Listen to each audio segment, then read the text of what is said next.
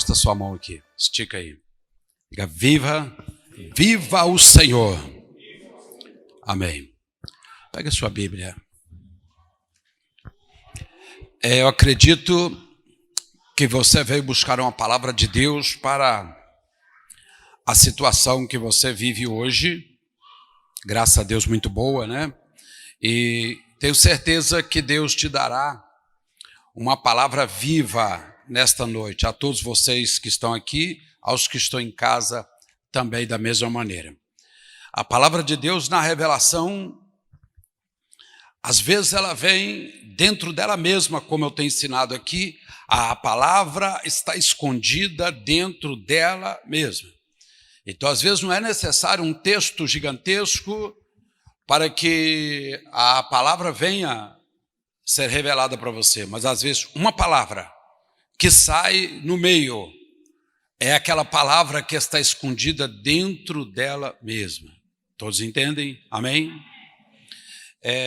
Juízes capítulo 19, versículo 1, depois Juízes capítulo 11. Juízes capítulo 19 está escrito assim: aconteceu também naqueles dias em que não havia rei em Israel, houve um homem levita que, peregrinando aos lados da montanha de Efraim, tomou para si uma mulher concubina de Belém de Judá. Porém, a sua concubina adulterou com ele, e ele para a casa de seu pai, em Belém de Judá, e esteve ali alguns dias, a saber, 4 meses. Volte aí, Juízes capítulo 11, é o texto do qual o Senhor vai nos falar. Era então Jefté, gileadita, valente, valoroso, porém filho de uma prostituta. Mas Gileade gerara a Jefté também, a mulher de Gileade lhe deu filhos, e sendo os filhos desta mulher já grande, repeliram a Jefté e disseram: não herdará na casa de nosso pai, porque és filho de uma outra mulher. Então Jefté fugiu da presença dos seus irmãos e habitou na terra de Tobi. E os homens levianos se ajuntaram com ele e Jefté e saíram com ele. E aconteceu que depois de alguns dias os filhos de Amon pelejaram contra Israel. E aconteceu que os filhos de Israel, pelejando contra Amon, contra Israel, foram aos anciões de Gileade buscar a Jefté na terra de Tobi e disseram: Jefté, vem e sê-nos por cabeça, para que combatamos os filhos de Amon. Porém, Jefté disse aos anciões de Gileade: porventura não me aborreceste a mim e não me repeliste da casa de meu pai?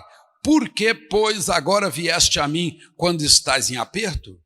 E disseram os anciões de Gileade a Jefté: por isto mesmo tornamos a ti, para que venha conosco e combata os filhos de Amon, e não seja por cabeça sobre todos os moradores de Gileade.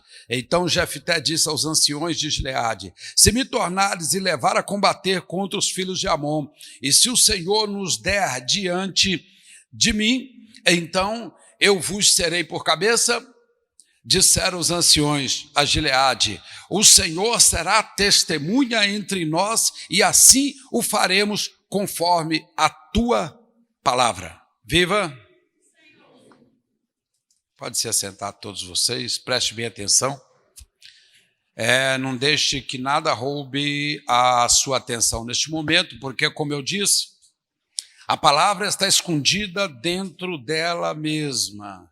É muito interessante que quando você abre a Bíblia, Isaías capítulo 28, versículo 10, você encontra a revelação da palavra dizendo mandamento e mandamento, mandamento e mais mandamento, é regra e mais regras, é regras e mais regras, ou sobre regras, um pouquinho aqui e um pouquinho ali. Esta é a revelação. É claro que não foi entendido isso no momento da lei, mas quando chega o Senhor a estabelecer ainda não estava totalmente, mas já falando sobre com os apóstolos. Eles perguntaram: Senhor, por que esse mistério? Por que esconder tanto esta palavra dentro da própria palavra? Lucas 8:10. O Senhor diz para ele: a vós vos é dado conhecer o reino, mas aos outros, se referindo aos que não têm a mesma fé, não, porque falo por parábola. Então, a palavra está escondida dentro dela mesmo.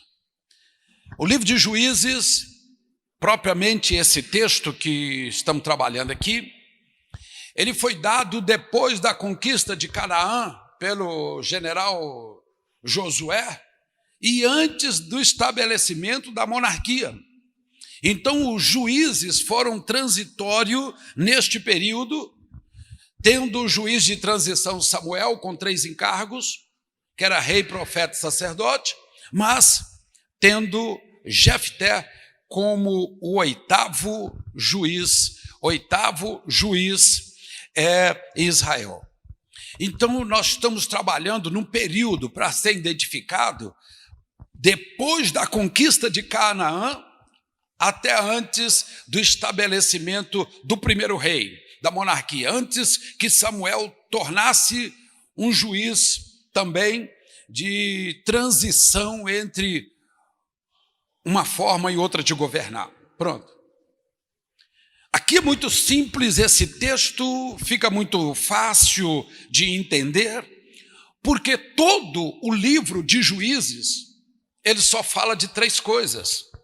Entenda isso. Vira aquela caixa para mim ali, filhinho. Só fala de 3 coisas. E quais são as 3 coisas? Primeiro, o povo que peca. Segundo, o povo que ora. Terceiro, um Deus que dá livramento. Menos. Aí, um Deus que dá livramento. Viva o Senhor, pastor.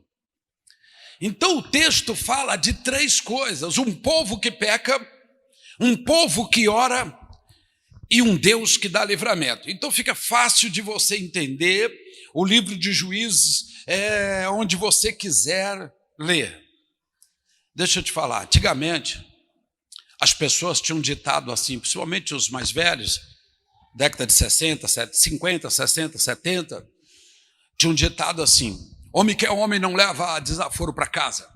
Se a pessoa falou A, você tem que falar A e B ao mesmo tempo, que não leva desaforo para casa. Por isso, baixou muito a população nessa época, ficou com poucos homens, né? Dá para você entender? Sim, amém? Por quê? Na realidade, as coisas na prática não funcionam desta maneira.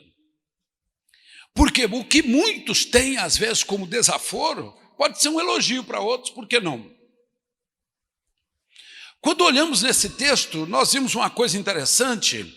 Nós vimos um menino que desde a sua infância ele era tratado como o quê? Ao invés de o chamar de Jefté, eles falavam: ele é filho da prostituta.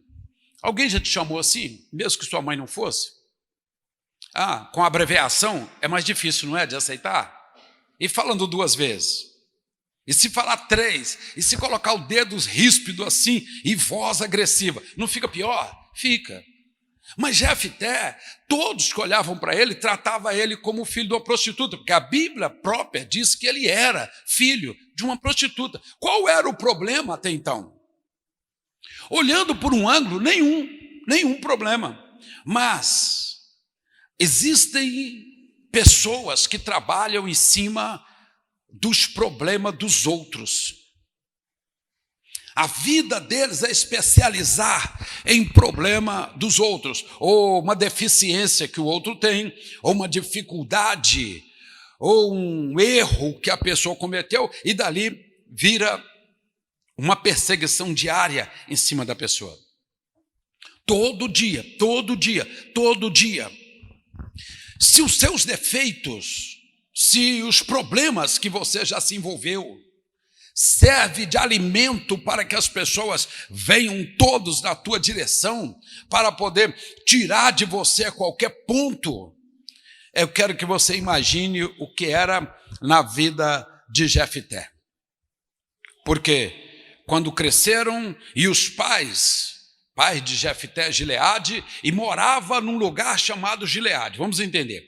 Era quando Israel, quando o povo hebreu tomou Canaã, eles se assentaram do lado de cá do Jordão, porque tinha gados, tinha pastagem, e do outro lado era Gade. E eles falaram, não, nós vamos para o outro lado, na margem do Jordão, e lá se estabeleceu a terra de Gade. E a terra de Gade é a terra de Gileade, e Gileade também era o nome do pai de Jefté. Então, 2 Gileade, a terra e o nome do moço. Quando o mais velho, já bem mais velho, e os meninos já eram grandes, quando os filhos de Gileade viu que os pais já estavam prestes a morrer, disseram para ele, deixa eu falar para você, se você pensa que você tem casa, que você tem gado, que você tem servos, aqui você não tem nada, você é filho de prostituta. Entenda essa palavra. Aqui você não tem nada, não herdará na riqueza deixada pelo nosso pai. E mandou que ele fosse embora. E não teve briga, não teve demanda, diz o texto que ele saiu realmente, foi embora e habitou no meio de pessoas levianas. Os levianos vieram e cercaram ele e ele ficou no meio de homens levianos, se juntaram com ele e saíram com ele.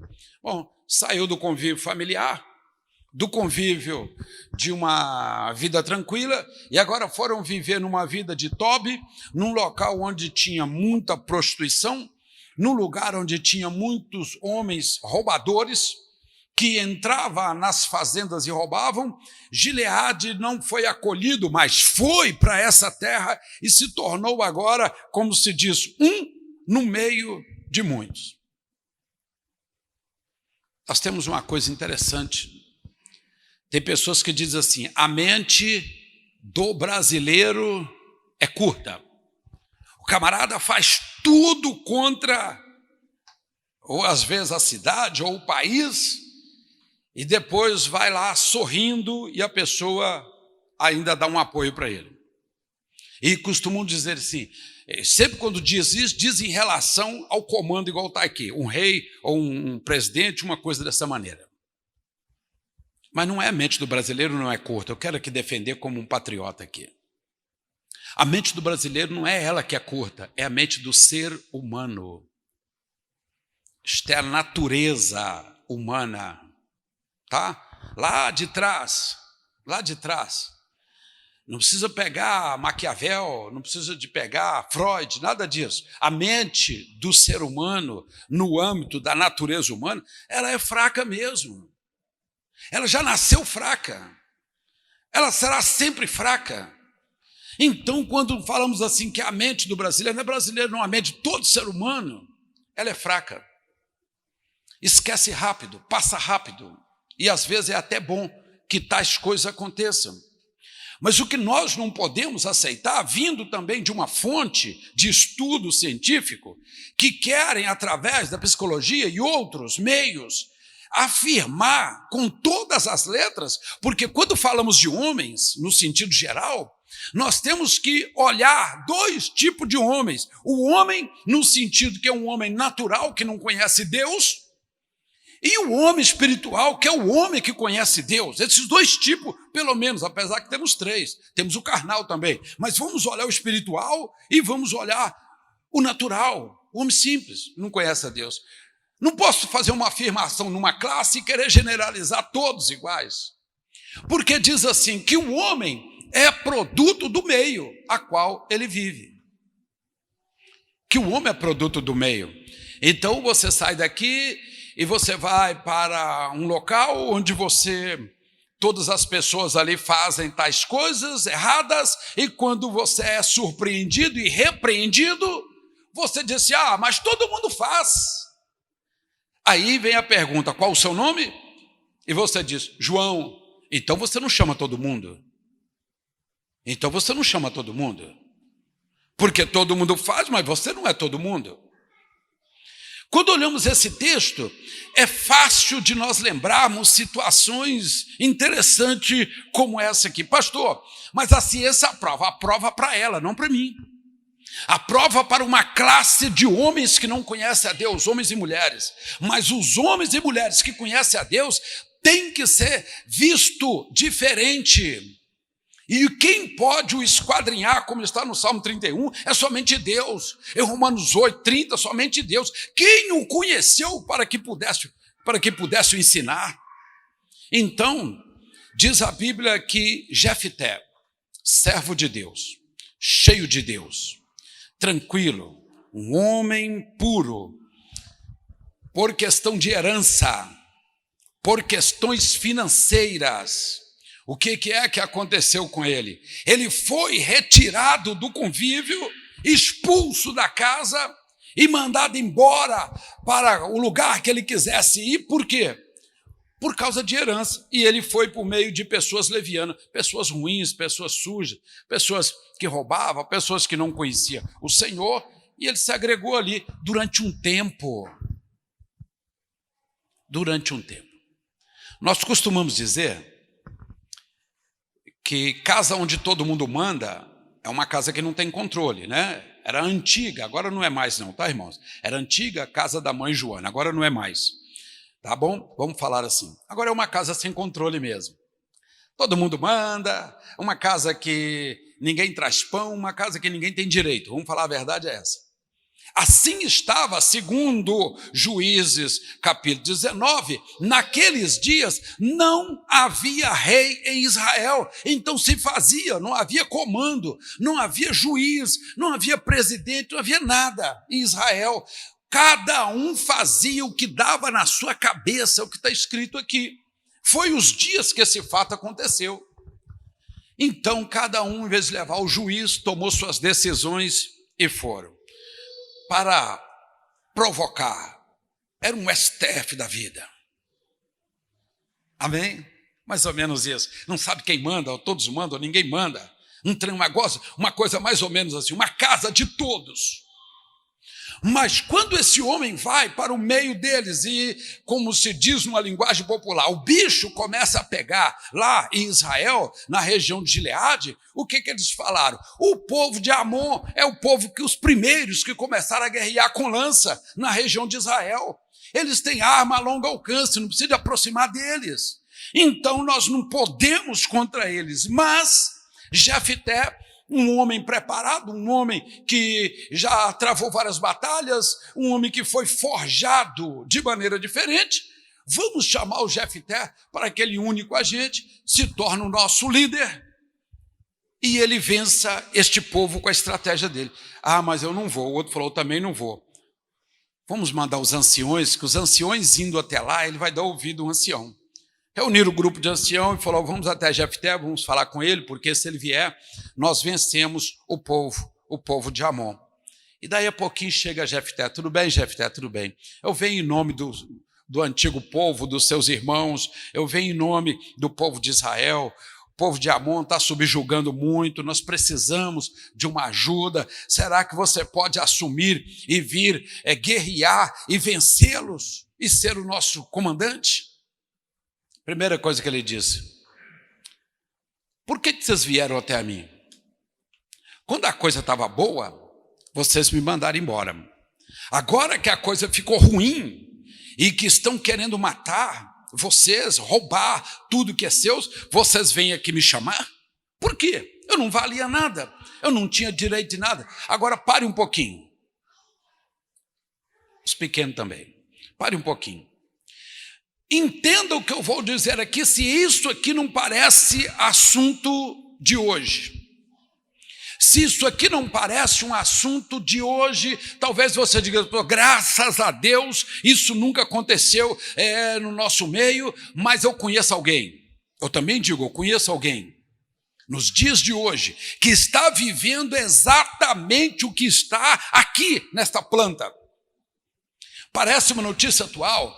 Então alguém que foi subjugado pelo seu defeito é porque manca, ou porque não enxerga bem, ou porque é gago, ou porque é filho de uma prostituta, ou porque é filho de qualquer outra coisa, vamos deixá-lo sempre no final da fila. E a fila vai crescendo a cada dia. É um que você não pode contar, ou você diz, eu não conto com fulano de tal, porque não vale nada. Eu não vou contar com essa pessoa. Mas no momento que a coisa fica feia, eu corro atrás dele e falo, olha, é só você mesmo. Será que você resolve? Eu estou falando que o livro de Juízes, primeira coisa que ele fala do homem que peca. Deus está com as mãos sobre o povo e o povo está vencendo guerras que em número não teria condição nem de travar uma batalha pelo número pequeno que era o povo de Israel, e eles estão vencendo, e eles estão conquistando, eles estão andando de cabeça erguida, mas no momento que eles vêem muita facilidade, Deus está ali, eles dão as costas para Deus e começam a fazer da maneira deles. E quando o inimigo aproxima e dá calor neles, ó Deus, faça alguma coisa por mim. É mais ou menos como alguém que às vezes está enfermo e procura um socorro. No momento que Deus cura aquilo, a pessoa desaparece. E depois, quando vem um outro momento difícil, ele corre para Deus de novo e fala, ó Deus. É momento de Deus falar assim, poxa, mas você deu as costas para mim, rapaz. Eu fiz o favor para você que você nem merecia. Eu curei você. Eu levantei, eu alonguei seus dias de vida e você deu as costas para mim. E você foi servir a prostituição. Às vezes foi servir o seu próprio ventre. Às vezes foi ir para a idolatria, servir imagem de escultura. Ou foi para a feitiçaria, buscar favores dos mortos ou de qualquer outro tipo. Você deu as costas, agora você vem me procurar. Mas aí você diz assim, mas Deus é misericórdia, mas não é escravo. Deus tem misericórdia, mas ele não é escravo do homem.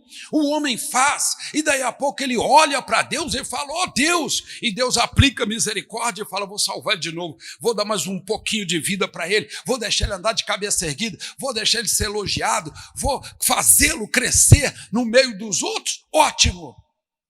É só ele melhorar, que ele vira as costas para Deus de novo e começa a fazer do jeito dele. O povo que peca, o povo que ora e um Deus que dá livramento. Mas o texto diz assim, que Deus não contenderá para sempre com o homem. Quer dizer, tudo, mesmo que seja alongado, existe um momento de terminar, de parar, de pôr um ponto final e falar, não te ajudarei mais. Vai chegar o momento que Deus vai falar com o homem, não te ajudarei mais, não vou contender com você para sempre. O texto diz uma coisa interessante aqui. Um homem saiu a contratar trabalhadores para a sua vinha, Mateus 20, 16 em diante. 16 não, 8 em diante, até o 16 mais ou menos. Às 9 horas da manhã contratou um trabalhador, ao meio-dia contratou outro trabalhador, às 3 da tarde contratou outros trabalhadores, todos contratou quanto você trabalha? Por X o dia, ótimo, pode vir. E tudo bem. Quando foi à noite, mandou o seu mordomo fazer o pagamento e comece para aqueles que têm mais tempo, ou que têm menos tempo. Então você trabalhou 3 horas, toma aqui, o chefe mandou pagar o dia todo para você. Ele ficou feliz. Mas aquele que trabalhou o dia todo, chegou, olhou o salário dele e falou, mas que isso? Ele trabalhou só 3 horas, eu trabalhei 8 horas, eu tenho que receber mais. E o dono diz que o dono da vinha chegou para ele e falou, por que você está reclamando? Nós não combinamos um preço e eu estou te pagando o preço certo do que nós combinamos? No versículo 7 ele diz assim, os seus olhos são maus porque eu sou bom. Pensa nisso aí, os seus olhos são maus porque eu sou bom e quero abençoar aqueles que trabalharam? Por isso te digo que os derradeiros serão os primeiros serão os derradeiros. Versículo 16. Então o Senhor está dizendo que a fila é longa e tem gente lá no final da fila e tem outros querendo chegar, querendo entrar. Mas quem é dono disso tudo e que comanda e pode fazer, inclusive o dono da vinha falou assim, Eu não posso fazer o que eu quiser com o meu dinheiro? Por acaso seus olhos são maus porque eu sou bom? Quer dizer, eu não posso fazer o que eu quiser com o meu dinheiro? Então a fila está grande e as pessoas estão lá atrás e os que estão chegando falam, pastor, mas hoje a fila tem 200, tem 300, eu tenho que pegar uma fila dessa aí, pelo amor de Deus, e Deus, me faz alguma coisa. Deus está de olho no povo que peca, no povo que ora, e o Deus te dá o livramento. Deus pode naquele momento ele falar, eu vou virar a situação como virou de Jefté. Jefté jogado na caverna com homens levianos, com homens desse jeito, mas ele não se contaminou. Por que eu falei aqui agora que a ciência, via psicologia e outros meios, querem afirmar que o homem é produto do meio? O homem que não tem Deus. Preste bem atenção na afirmação que o pastor Ralf está fazendo. O homem que não tem Deus, ele é produto do meio. Por quê? Todos fazem. Por que eu não faço? Porque eles são todos. O homem que tem Deus tem por obrigação de influenciar o meio. Ele não pode ser produto do meio. Porque Jefté ficou na caverna de Leviano e continuou da mesma maneira, crendo em Deus, da mesma forma, segurando a presença de Deus. Ainda diz assim, o texto diz assim ainda, e enviou Jefté mensageiros ao rei de Amon, dizendo que há entre ele e ti, e o que vieste até a mim para pelejar. E eles desanimaram. Mas diz o Senhor, e Jefté falou todas essas palavras e continuou falando a palavra do Senhor até Mispa, até na divisão do território dele. Quer dizer, ele continuou patriota. Irmãos, nós somos cidadãos do céu. Em Pedro, o apóstolo fala isso na sua epístola. Somos cidadãos dos céus. Ele diz também que aqui embaixo somos forasteiros, passando por terra alheia. Isso aqui é passageiro. Por pouco tempo ficaremos aqui. Então não somos daqui. A nossa natureza primária é celeste. É celestial. Então somos cidadãos do céu. Precisamos ser patriotas. A nossa pátria lá em cima não é aqui. Porque tem pessoas que porque está. Preste bem atenção nisso aqui. Eu sou porque eu estou. A pessoa está na igreja, ela é crente. Mas por um motivo ou outro, ele precisa se deslocar e mudar para um outro local longe que não tem igreja, ele deixa de ser crente. Porque ele é crente, ele é enquanto ele está. Precisa de fazer uma viagem, ficar um tempo num acampamento de uma firma, de uma empresa, às vezes num canteiro de obra, 1 mês, 2 meses, lá ele faz de tudo. É mais ou menos como alguns ortodoxos costumam afirmar, mas não é verdade não, tá? Que existe a Torá fixa e a Torá quando você está em viagem. Quando você está em viagem, você pode fazer o que quiser, mas quando você está no templo da sua cidade, você tem que ser rígido no que você quer. Não existe 2 leis, a lei é uma, e a lei veio da parte de Deus para ser obedecida. Então, tem pessoas que vão para o acampamento 2 meses, 3 meses, deixa de ser crente. O que está rolando hoje? Está rolando prostituição? Ele pula de mergulho. Está rolando o quê? Jogo? Vamos para o baralho, vamos para tudo, não tem problema. Estou dizendo que seja errado, mas na questão de jogatina. Né? O que está rolando hoje? Hoje tem bebida, hoje tem droga. O que pintar para mim dá? Eu estou fora. Ele só é quando ele está. Quando ele não está, ele não é. Mesma coisa da pessoa que diz assim, pastor, eu sou muito bom quando meu bolso está cheio. Mas quando vem uma crise e que toda hora que ele enfia a mão no bolso não tem nada. E ele olha para o outro bolso também, não tem nada, ele modifica, ele fica áspero, grosseiro, explosivo, chutando tudo, ofende pai, mãe, ofende filho, ofende qualquer pessoa, porque ele se ele tiver, se ele não tiver, ele não é nada. Existem pessoas que só se estiver, e da mesma forma, quantas vezes nós vimos pessoas que são pastores, às vezes, ou dirigente de uma obra, ele é muito bom enquanto ele está na frente, tira ele, põe um outro na frente, põe ele de reserva para você ver, ele deixa de ser, agora ele não é mais. Cadê aquele homem dócil, cheio do Espírito, que falava bonito, que só falava os textos bíblicos? Acabou porque ele só se ele estiver, se ele não estiver, ele não é. Ele se torna produto do meio de onde ele está. Ele ficou na caverna com os levianos, mas ele não tirou, ele era patriota. Eu tenho que defender o meu país, eu tenho que defender de onde eu sou. E Pedro diz que nós somos cidadãos do céu em qualquer lugar que nós estivermos.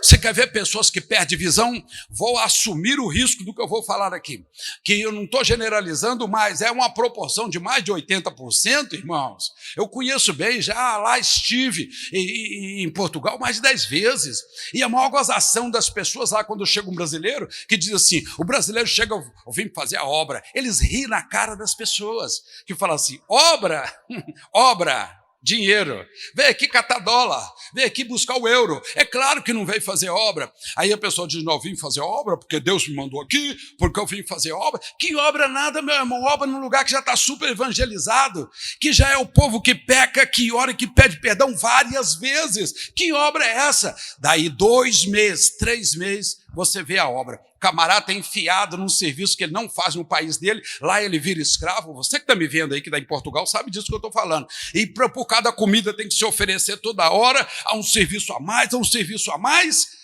Cadê a missão, meu irmãozinho? Cadê a missão, meu irmão? Cadê o irmão que foi fazer a missão? Missão nada, a missão de buscar o dólar. Porque eu sei como é que é lá. É difícil, mas se você achar o canal, vem bastante. Eu sei como é que é, mas se você é patriota, primeiro as coisas de Deus e depois as coisas dos homens. Primeiro as coisas de Deus, depois as coisas dos homens. E não vem com esse papinho de chegar aqui e falar que eu sou missionário em terra alheia, que eu estou indo lá ganhar alma. A alma sua é desse tamanho, chama dólar ou chama euro. É isso que você foi ganhar. Assume que você entrou na caverna de Leviano e se tornou igual a eles. Sabe o que é isso? Sabe o que é isso? Produto do meio. Mas o homem de Deus não pode ser produto do meio, não. Jefté, você vem guerrear com a gente em favor de Israel? Eu vou, mas se Deus der a batalha para nós, e se Deus der a vitória para nós, vocês vão me mandar embora de novo? Ou vão me deixar como cabeça de vocês? Então os anciãos juraram perante o Senhor, dizendo, o Senhor eu tomo como testemunha entre nós, e nesse momento, entre você e eu, e nós. Diga o que nós estamos falando aqui, nós vamos fazer. Porque ele diz, faremos conforme a tua palavra. E a palavra dele não estava leviana. Isso que é o interessante. A palavra dele estava firme naquilo que ele queria, porque ele não se tornou produto do meio. Então talvez você diz assim, pastor, eu conheço pessoas que realmente quando está, eles são. Quando não está, eles não são mais. Não é verdade? Eu lembro de um caso interessante, quando eu fui missionário no Amazonas, eu cheguei em Manacapuru. Paulista sabe, né? Onde é isso? Manacapuru, lá do outro lado. Chega em Manaus, atravessa a balsa para o outro lado, eu fui lá. Fui pregar, eu fui lá eu estava como missionário mesmo. E fui fazer a obra numa igreja pequenininha, de madeira, tudo assim de pau a pique, tranquilo, bonitinha.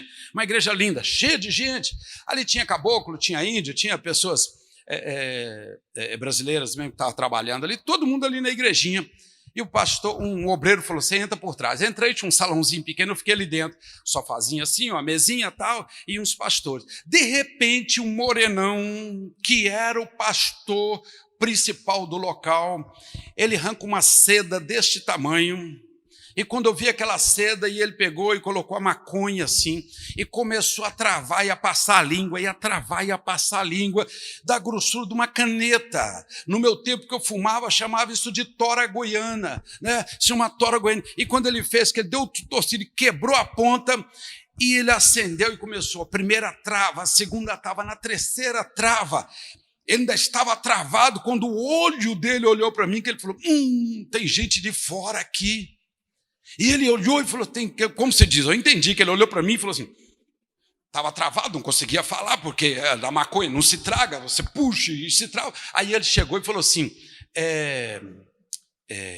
isso aqui são ervas, que o médico falou que eu estou com a garganta inflamada. Então são ervas, viu? Não é o que você está pensando, não. Vai, e apontou o cigarro de maconha para mim. Vai. Eu falei, não, meu filho, dessa daí eu já saía há muito tempo. Já havia saído naquela época, uns 10 anos fora disso. Falei, disso aí eu já saía há muito tempo, filho. Mas fica tranquilo, quer dizer, fica na sua. Não é porque eu estou ali, mas todos fumam até os obreiros.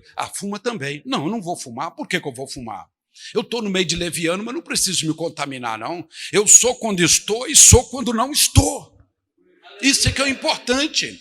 Aí olhei para o povo, todo mundo assim com o olho tranquilo, porque estava vendo que o pastor dava até pirueta, o pastor corria nas paredes assim, aquela coisa elétrica, você tinha que ver. Então todo mundo achando que estava cheio do Espírito, Ele era dopado com a tora que ele fumava antes de chegar no altar. Aí, por isso, o pastor Ralph tem que fazer também, ou você tem que fazer, de maneira nenhuma. Você tem que ser você onde você está, onde você estiver. Você tem que continuar sendo você, porque você não pode ser produto do meio, você tem que influenciar o meio.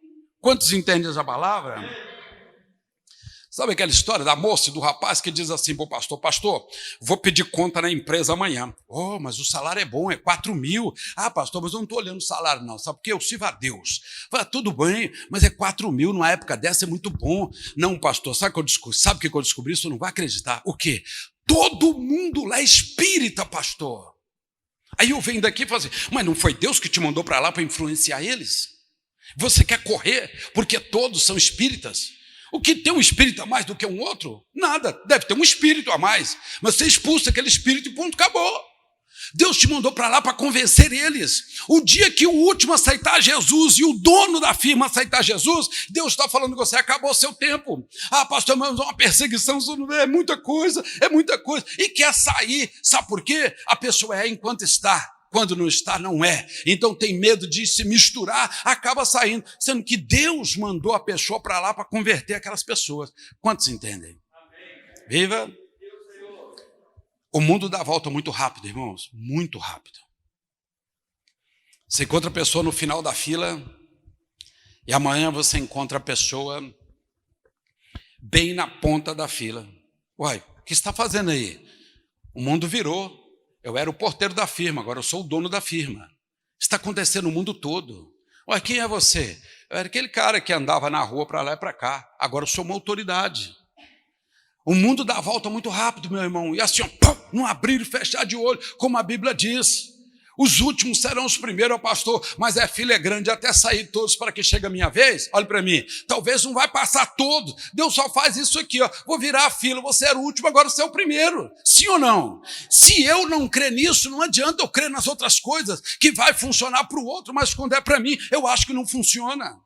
Funciona sim, porque aqui estou falando de um povo que peca, de um povo que ora, e de um Deus que dá livramento. Pastor, até quando Deus vai dar livramento? Até quando nós não sabemos. Está escrito aqui, não contenderei com o homem para sempre. Faço uma pergunta para você. Onde você está agora? Do lado de fora? Do lado de dentro? No final da fila? Na ponta da fila? Produto do meio? Ou está influenciando o meio? Jefté ficou na caverna, como também Davi ficou na caverna de Adulão com mais de 400 pessoas endividadas. Sabe aquelas pessoas endividadas que não tem mais como pagar, que tem que mudar de cidade, que tem que fugir, ou do contrário, encarar o agiota e quebrar ele? Sabe disso? Pessoas que tem que ir lá no banco e esquecer o banco, porque já não consegue de tanta dívida. Então eu estou falando para você, certo, há casos e há casos, meu irmão, que nós temos que saber onde é que eu estou agora. O mundo dá a volta muito pequena, muito rápido, passou. Onde é que você está? Pense um pouquinho aqui. Quero deixar essa palavra aqui olhando para Jefté. Jefté, onde você está agora? Eu já estou dentro, eu sou patriota, sou cidadão de Israel, não tenho que ficar no meio. Davi não se contaminou e se tornou endividado. Eu também estou no meio de leviano, mas não vou me tornar leviano. Como eu disse, eu estava no meio dos pastores que fumam maconha. Eu não precisei fumar maconha para pregar, porque nós precisamos ser diferente dos outros. O que mais você encontra, olha o que eu vou dizer isso aqui, não estou mexendo com ninguém aqui, não, mas o crente que entra na política e vira bandido. Mas eu acredito nos que entram na política já bandido. Mas a política não transforma ninguém em bandido. Então, se você é do lado de fora bom, você vai entrar e você vai ser uma pessoa boa lá dentro. Mas se você não é, porque você já entrou bandido. Quantos estão entendendo? E você vê isso toda vez, você vê isso em vários aspectos. Prefeito, vereador, deputado, senador, presidente. Pessoas boas que depois você diz, olha lá o que a pessoa virou. Não virou, já entrou. É por isso que você tem que ver quem é a pessoa a qual você vai ajudar. A pessoa aqui fora, ele tem testemunho? É aqui fora, ele estando, ele é. Do lado de fora, ele é do mesmo jeito? Ou quando ele sai, ele bate asas, pega aquele casaco de pezinho, sabe? Puxa o feixe até em cima, como um lobo bem peludo, vai para o alto da montanha e grita à vontade, urra à vontade. Por quê? Ele é um lobo. Mas quando chega lá, ele tira o casaco de novo e põe o casaco de pele bonita e fica no meio das ovelhas. Você já viu isso? Não, nunca viu? Então prepara para ver. Põe um casaco de ovelha. Sabe por quê? A ovelha vai comer a grama, ele vai junto. A ovelha vai beber a água, ele vai junto, mas não sente prazer em nada daquilo. Por quê? A natureza dele é lobo, ele não foi transformado ainda. A ovelha vai para lá, come o mato, come a graminha, é guiada pelo pastor e ele já está doido para rebelar. Sabe por quê? Porque ele é lobo.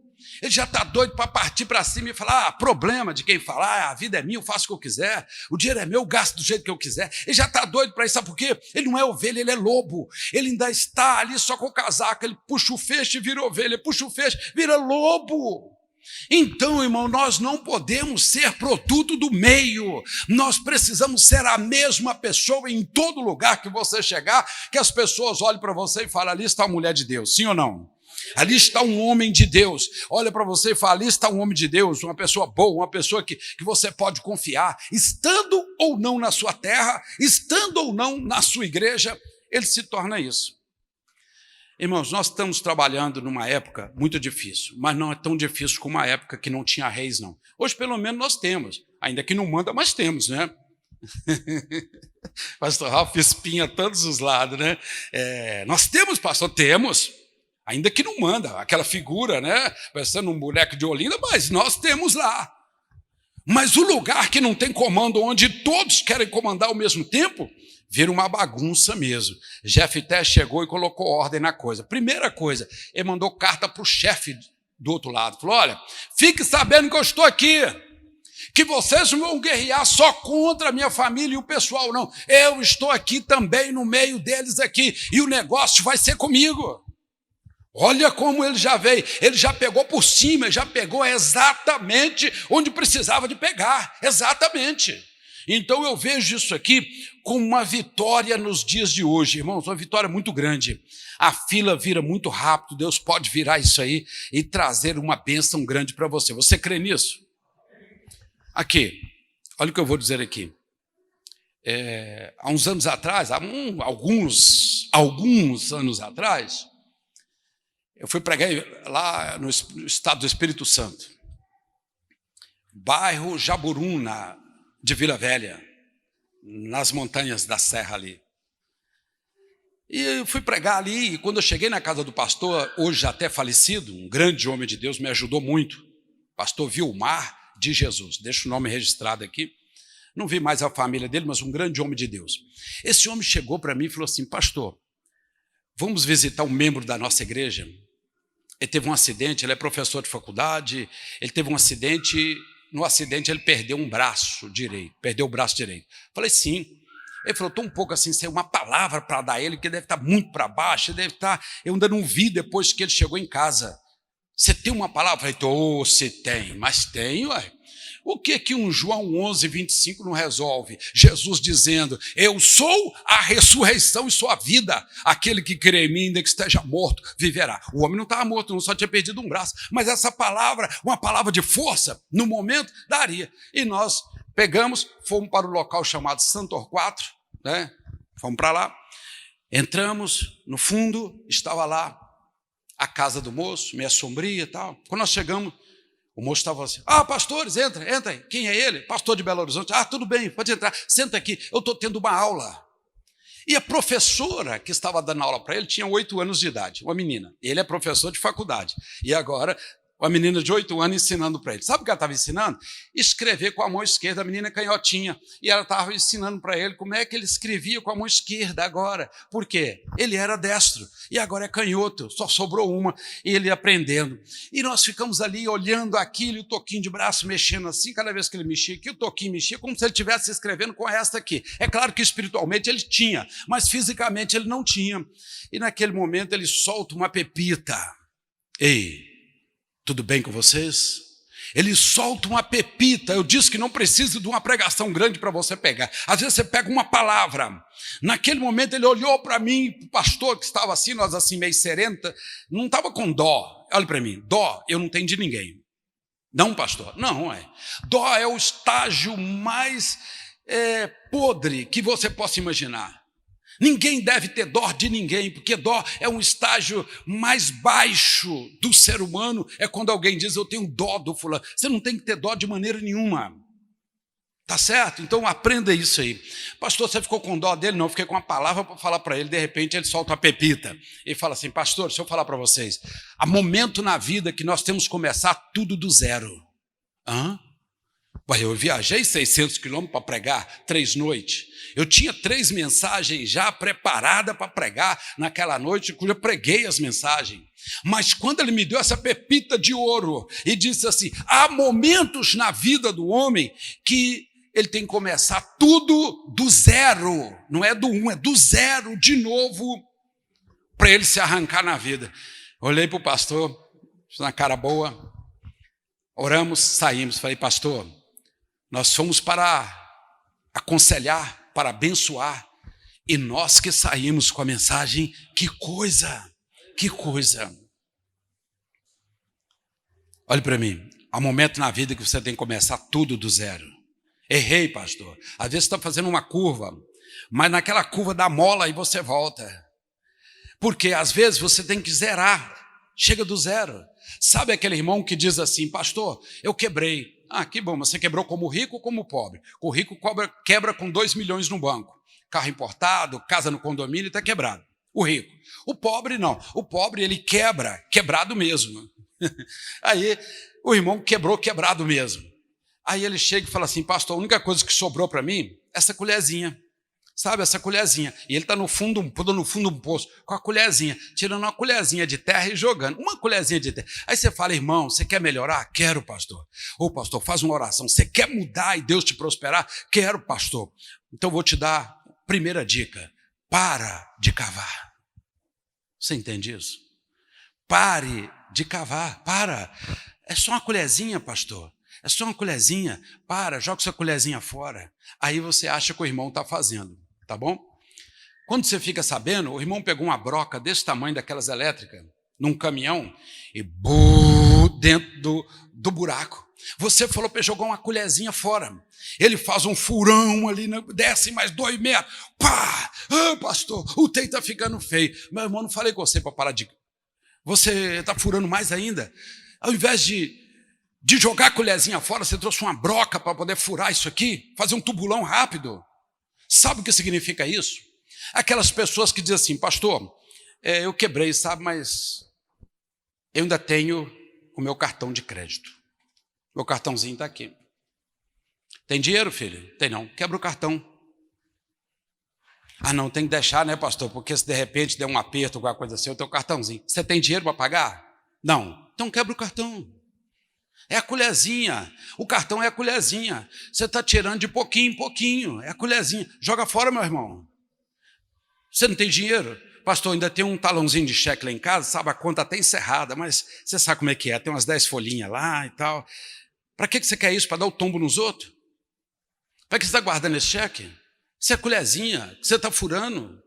Você não disse que quer começar, o momento de começar do zero. Quebra o cartão, chega em casa e quebra todos. Até aquele que chegou que não abriu ainda, quebra todos. Ô pastor, e se eu precisar? Meu irmão, ou você tem fé num Deus que você serve, ou você tem fé no prefeito da cidade, ou você tem fé em você mesmo. Porque se você tem fé em Deus, você vai para o sacrifício. Jefté não precisava não, mas ele fez um voto de sacrifício a Deus. É chamado de voto de tolo e tal, né? Privar a filha de ter filhos, né, de encerrar a geração dele com ele. Foi este o voto que ele fez? Não foi de matar e nem de matar a moça, não, mas foi de privar ela de ter filhos, que ela continuasse virgem para o resto da vida e não conhecesse ninguém. Este foi o voto que ele fez. Então, não é preciso mais um sacrifício desde o começo da Bíblia, de Gênesis 15, quando o fogareiro fumegante passou entre as partes, Deus abençoou até hoje. Ô pastor, mas hoje não tem sacrifício, Deus quer obediência, não quer sacrifício. Ele não quer sacrifício de bicho, de animal, mas quer que você se sacrifica. Qual é o seu sacrifício? É quando você faz alguma coisa além da sua força. É quando você faz aquilo que ninguém achava que você ia fazer. É quando você tem coragem de olhar para o cartão e falar, eu sei que eu não tenho como pagar, então eu vou quebrar esta maldição aqui agora, e você quebra isso. Lá no futuro Deus te dá um outro. Mas que você tenha fundo para isso, pegar aquele talão de cheque que não vale mais nada, que você fica guardando para poder dar o cano nos outros. Então rasga aí, seja homem, seja mulher, seja patriota, creia num Deus que, pastor, mas eu pequei. O povo que peca, que ora, Deus olha para ele e Deus responde, dá o livramento. Foi isso em todo o livro de Juízes, até chegar a Samuel, com as 3 atribuições. Então, pastor, eu quero melhorar, sabe? Eu queria que Deus fizesse isso comigo, mas aquilo. Mas você não tem coragem de soltar a colherzinha. Estou falando isso para você que está quebrado, quebrado mesmo. O quebrado com 1 milhão não precisa disso não, tá bom? Para você que está quebrado, pastor, eu quebrei 1 ano atrás, sabe? Perdi o negócio, perdi o emprego, desloquei, saí de um salário de 10 para 2, então estou quebrado, só a minha despesa é 4, 5, estou passando um momento difícil demais da minha vida, pastor. Quebra o cartão. Quebra o cartão. Não peça dinheiro emprestado para banco e nunca para agiota, nunca. Pegue os cheques que sobrou, rasga ou devolve na sua instituição. Aí você vai chegar para Deus e vai falar assim, Senhor, nu eu nasci e nu eu estou aqui agora. Quer dizer, você não tem nada. Mas breve o meu Redentor se levantará, como diz Jó.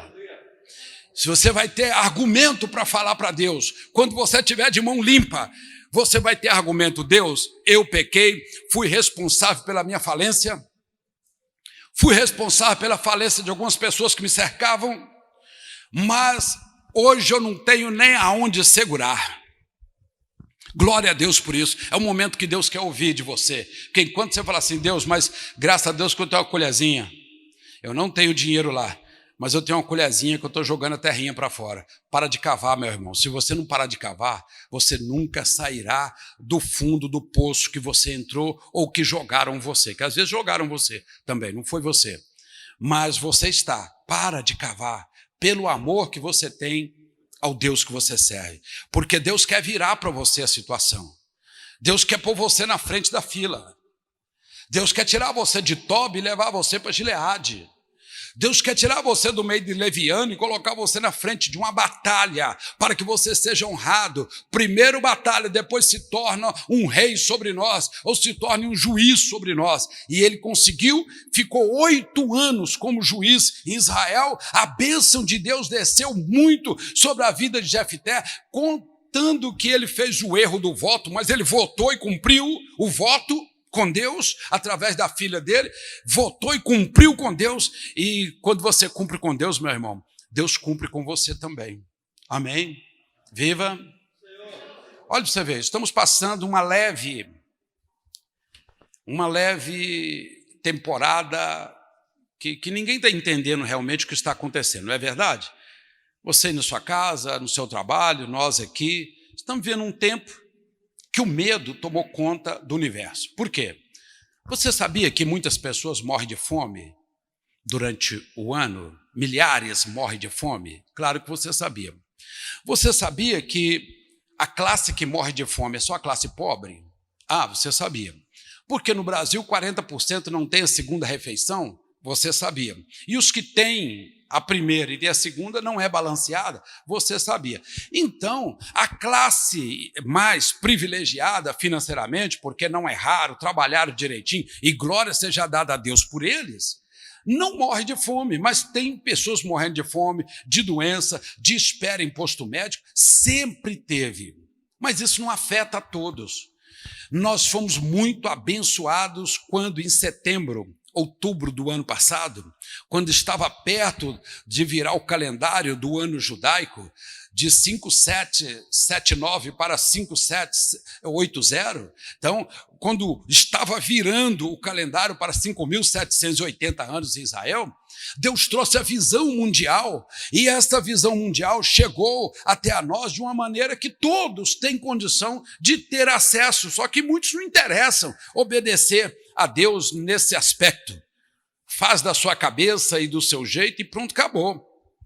Quando o Senhor trouxe a visão do 20/20, irmãos, que coisa forte.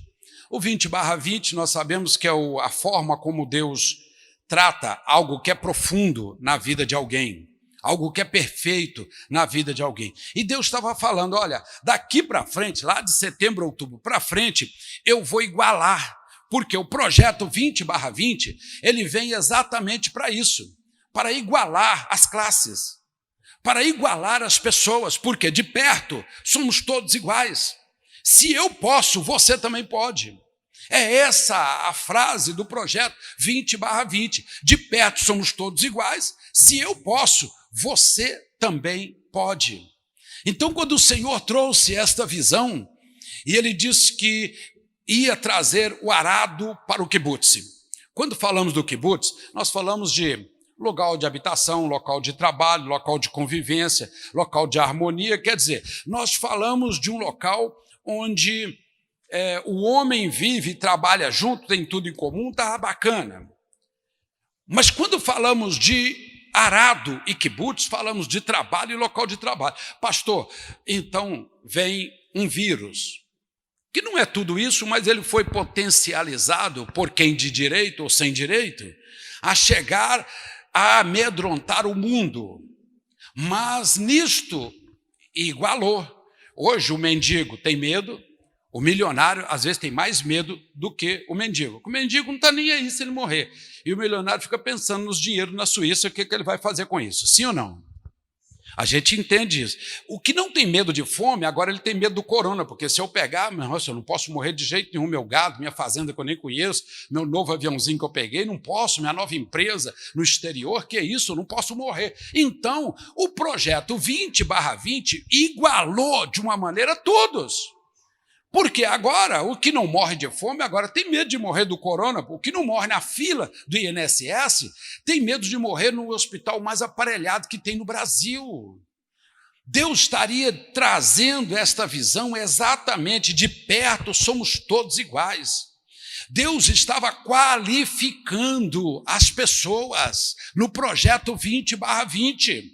E quando esse projeto chegou na nossa igreja, eu falei para os irmãos, prepare, alguma coisa vem aí. Aí você pega hoje de 1000 pessoas que trabalha mais com a mente, com a internet, com tudo isso nas grandes empresas. Sabe o que as empresas fizeram? Pegaram aquela pastinha e falou com o rapaz, mas a moça, o senhor ou a senhora, leve para casa o serviço, faz dentro da sua casa. O arado foi para o kibutz. Ou não foi? Foi.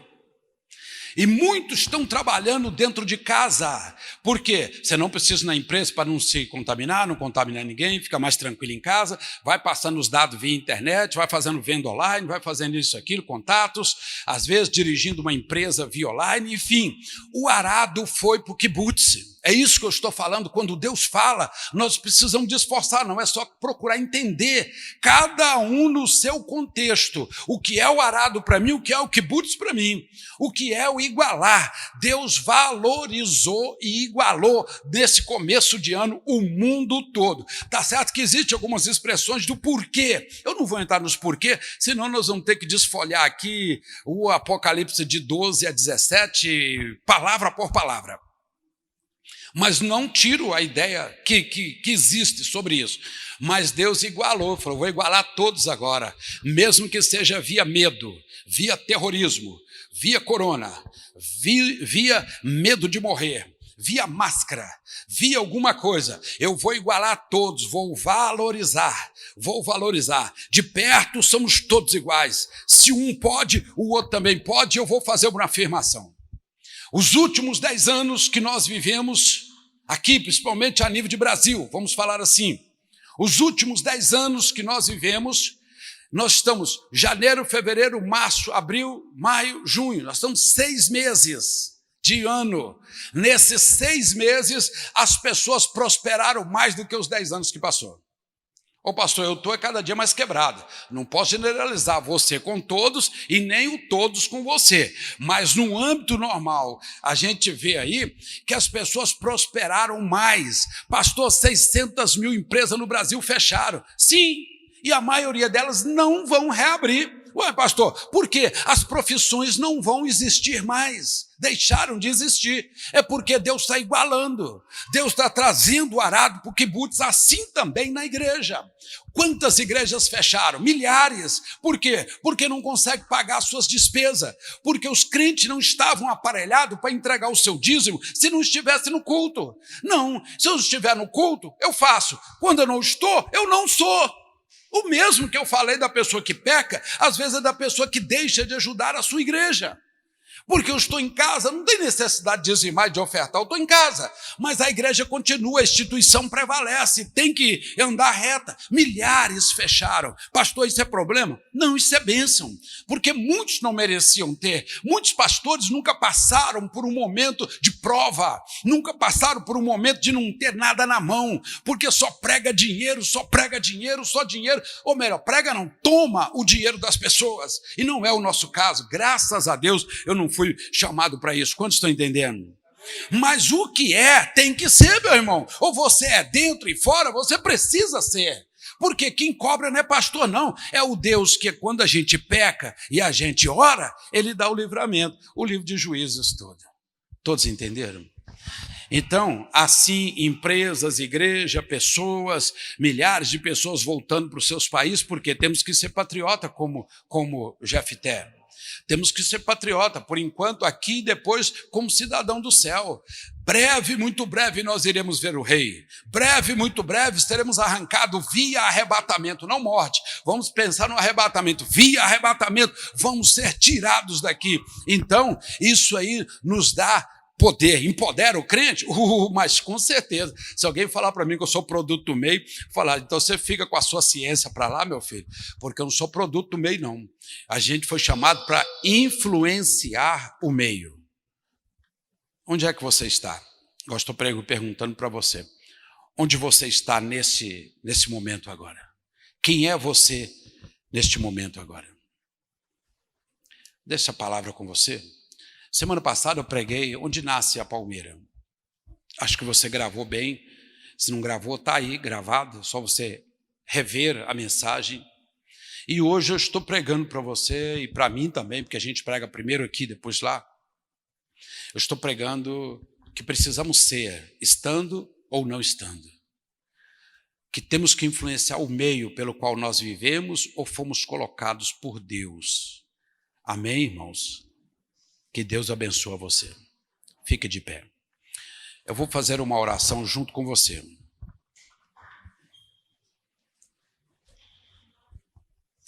Nesta oração, nós vamos pedir a Deus que estabeleça um momento glorioso sobre todos nós, tá bom? Pastor, eu posso lembrar de alguma coisa que está do outro lado, da vez está na minha casa ou está no meu trabalho, se eu colocar meu pensamento firme e não ficar mudando o pensamento toda hora, Deus ouve, com certeza, neste momento agora Deus ouve, mas chegando na sua casa você fala com palavras, tá bom? Aqui é oração intercessória, então Deus ouve, mas chegar na sua casa você não fica só pensando não, você fale com palavras e vai, manda recado para o rei de Amon, manda recado para o chefe de lá e fala para ele, olha, eu estou aqui. Faz como o Ronaldinho, Ronaldão, como é que chama? Eu estou aqui. Isso aí. Aí você vai botar medo no diabo, porque você tem Deus. Vamos orar ao Senhor neste momento. Querido Deus, querido Pai, é em nome do Senhor Jesus Cristo que estamos aqui. Pedimos ao Senhor neste momento que todas essas poucas palavras que foram ditas, que a palavra de revelação saia em direção da nossa vida, daquilo que precisamos, que está agora no nosso pensamento, do qual oramos todos os dias e clamamos perante o Senhor. Ó Deus, o Senhor é um Deus poderoso, que o povo peca, o povo ora, e o Senhor ainda abençoa depois da oração. Estamos hoje aqui num quadro, Senhor, que somos espremidos por alguma situação e pedimos ao Senhor que venha dar o livramento neste momento. Em nome de Jesus Cristo, Satanás, você vai perder. você vai perder mais uma vez, porque o povo de Deus aproxima de ele. Agora, Satanás, você vai perder mais uma vez, você vai perder dentro da casa, no trabalho, na rua, naquela influência, você vai perder, porque o servo de Deus pede ao Senhor nesta noite, e quando o servo de Deus pede ao Senhor, as mãos do Todo-Poderoso é direcionada para ajudar, para abrir caminho, para quebrar barreira, para romper as barreiras, para trazer uma solução, seja ela qual for, Senhor.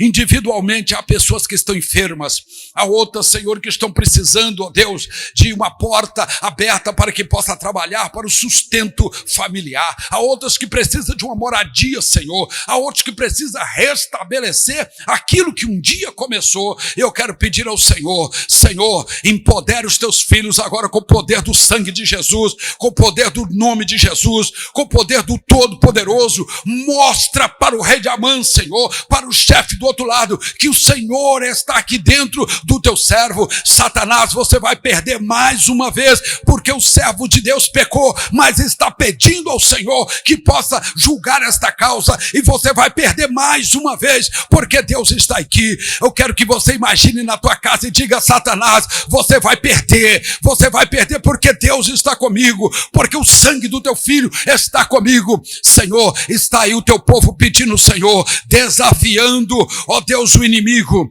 Amon era o maior inimigo do povo de Israel naqueles dias, naquelas horas. O Senhor trouxe um homem, o que pode um homem cheio do Espírito, que não se contamina com o meio, o que pode um homem que clama com humildade ao Senhor, para que o Senhor dê a vitória. Satanás, você vai perder mais uma vez na vida dessa jovem, desse jovem, na vida dessa senhora, deste senhor, na vida dessa pessoa que me ouve. Você que não sabe o que vai fazer amanhã, quinta-feira, pode ser o pior dia para você, porque você acha que não vai ter vitória onde você vai. Satanás, você vai perder na vida dessa pessoa, porque um anjo de Deus é mandado para estar ao lado desta pessoa. Senhor, envia um dos teus anjos agora, está com esta pessoa que vai tomar uma decisão amanhã, que precisa acertar nesta decisão amanhã, meu Pai. Eu clamo ao Senhor neste momento, ó Pai. Eu peço agora que o Senhor confirma a tua bênção, que o Senhor abre a porta onde o homem não pode abrir. Ó Deus, Satanás está do outro lado se gloriando com uma arma de longo alcance, mas há poder no sangue de Jesus, há poder no nome de Jesus. Satanás, você vai perder de novo. Diga: Satanás, você vai perder de novo, porque o nome de Jesus, o sangue de Jesus, diga, está sobre a minha cabeça. Satanás, olha aí, você vai perder. Aqui há um povo que adora a Deus, há um povo que crê num Deus que vira a situação da noite por dia. Há uma pessoa que ó Deus, que está precisando do outro lado. Estende as tuas mãos agora, Senhor, e abre a oportunidade da internação naquele CTI agora, meu Pai. Eu quero pedir ao Senhor, a uma família que pede, Senhor, com direitos, que precisa daquele CTI que está vazio. Pai querido, ponha as tuas mãos ali, em nome de Jesus Cristo. Usa os canais que o Senhor tiver neste momento ali, Senhor, para ser usado. Abra as portas neste momento, meu Pai, para que o teu nome seja ainda mais glorificado. Satanás, você vai perder mais uma vez, porque o sangue de Jesus está aqui, o nome de Jesus está aqui. Aqui há homens limitados, há homens pecadores também, mas há homens que oram, há homens que pagam voto, há homens que estão dispostos, se possível, até sacrificar ao Senhor. Há patriotas aqui, cidadão dos céus. Satanás, você vai perder mais uma vez, porque o Deus que dá livramento também está aqui no nosso meio, com espada de fogo. Está onde está o nosso pensamento agora, e você vai perder mais uma vez. Você vai perder, Satanás, porque o nome do Senhor, do grande Deus, do eterno, está sobre nós. Pai querido, nós oramos agora por todos os que estão embriagados, por aqueles que estão se embriagando agora, por aqueles que não conseguem ver solução a não ser no fundo de uma garrafa, ou às vezes na carreira da cocaína. Senhor, põe as tuas mãos ali, ó Pai, tira esta pessoa desse caminho. Senhor, eu coloco diante do Senhor aqueles que buscam no ocultismo diante dos espíritos. Senhor, queima agora toda a obra do mal, todo o trabalho que um dia foi arriado, todo o trabalho que foi despachado contra os servos de Deus, contra essa pessoa que está ouvindo agora, todo o trabalho que veio trazer, que deu trabalho, que destruiu parte, que penetrou contra esta família, trabalhos que foram feitos, estão sendo desfeitos na autoridade do nome de Jesus. Sai daí, espírito! Satanás, você perde mais uma vez, porque o sangue de Jesus está aqui, o nome de Jesus está aqui. Pai, nós estendemos as mãos para abençoar a tua igreja, os de perto, os de longe, os que estão ao alcance desta voz, seja agora, meu Pai, amanhã, quinta-feira, ó Deus, se o Senhor permitir que esta pessoa chegue, há negociações, há coisas para ser feita amanhã, há propostas para amanhã, há empregos prontos para ser entregue nas mãos do teu servo, Senhor, há arado para ir para os quibutzes, há pessoas que vão trazer o trabalho para dentro de casa, há pessoas que estão com a sua vida sentimental precisando de um toque das tuas mãos. Abre agora os olhos desta pessoa, não deixe contaminar, Senhor, faça que esta pessoa seja fiel e patriota do céu. Senhor, eu abençoo todos os que estão aqui, pedindo a tua bênção em nome de Jesus Cristo. Diga comigo: Satanás, tudo que você me roubou, diga mais forte: Satanás, tudo que você me roubou, você vai ter que destruir. Diga: custe o que custar, com juros e correção monetária. Diga: Satanás, você perde hoje, você perdeu hoje, e você vai perder daqui para frente. Diga amém, diga graças a Deus, glorifica o Deus que você serve com toda a força. Deus está aqui, o Espírito de Deus está aqui. Sai, espírito do mal!